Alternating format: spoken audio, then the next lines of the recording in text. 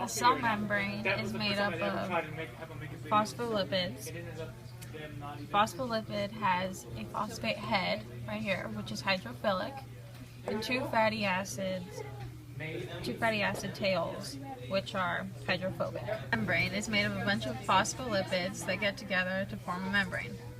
When they form a membrane, two layers of lipids form a barrier where nothing can get in or out, but there are exceptions. Oxygen and water, small nonpolar molecules, are able to go across, but large polar or charged ions cannot cross. Fluid mosaic model. The membrane is composed of phospholipids and proteins and cholesterol molecules which float into a fluid bilayer. Fluidity. Membranes remain fluid at lower temperature with unsaturated fat.